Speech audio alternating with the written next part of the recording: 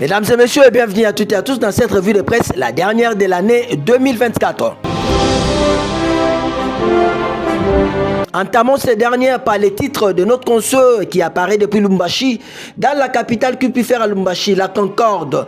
Félix Tshisekedi à Tshikapa, je vais ramener les investisseurs pour l'encadrement de la jeunesse. En quoi notre consoeur Félix Antoine Tshisekedi Tshilombo est arrivé dimanche 29 décembre après-midi à Tshikapa, dans la province du Kasaï, dans le cadre de la poursuite de sa visite d'itinérance dans l'espace Grand Kasaï. J'annonce à la jeunesse du Kasaï que dans les jours à venir, nous allons faire tout pour créer des emplois. Ce n'est pas seulement l'État congolais qui doit engager dans la fonction publique, vous devez le savoir. Je vais ramener les investisseurs pour l'encadrement de la jeunesse dans les domaines tels que l'entrepreneuriat et les petites et moyennes entreprises, a promis Félix Tshisekedi, au milieu d'habitants réunis au terrain de l'Institut du Kasaï dans la commune de Kanzala.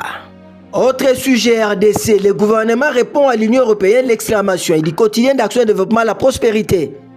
En quoi notre consoeur, l'Union européenne envisage dès l'année 2025 de retirer les cacao et les cafés des RD Congo de son marché en raison du règlement zéro déforestation qui imposerait un certain nombre de critères auxquels les produits congolais auraient du mal à s'adapter. Face à cette décision, le gouvernement a avec fermeté pris ses responsabilités. Au cours d'un briefing tenu ce lundi 30 décembre 2024, le ministre du Commerce extérieur, Julien Paluku, et le ministre de la Communication et Médias, Patrick Mouyaya, ont passé un message d'apaisement révélant les mesures envisagées pour limiter la confusion et mettre fin à tout élan odieux. Dans cette compétitivité, la RDC va s'offrir à celui qui va être disposé à pouvoir collaborer avec elle. Et enfin, nous allons renforcer notre collaboration avec l'Union européenne parce que c'est un partenaire traditionnel avec lequel nous devons avoir des relations solides, a insisté le ministre Julien Paluku lors de son intervention.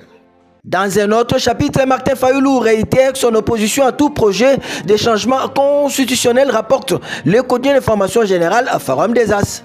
À lire dans la page intérieure de notre confrère, Martin Fayulu a lancé un appel au processus de Kinshasa, une initiative visant à promouvoir la vérité, la réconciliation, la cohésion nationale en République démocratique du Congo. Dans un message à la nation prononcé hier lundi 30 décembre, l'opposant congolais a également mis la Fatisphère en garde contre tout projet de changement de la constitution du 18 février 2016. L'opposant congolais a dénoncé ce qu'il qualifie de désordre orchestré depuis le hold-up électoral de 2018 et les élections contestées de décembre 2023. On va terminer en sport avec cet événement. Mbujimayi, un véhicule percute plusieurs personnes à l'aéroport de Bipemba, rapporte le site d'information générale pifoinfo.net.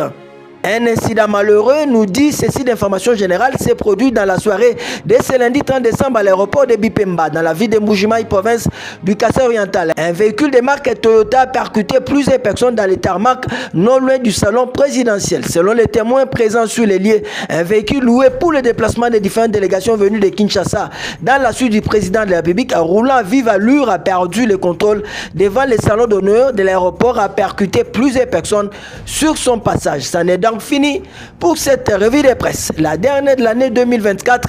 Bonne année à toutes et à tous. Au revoir et à demain.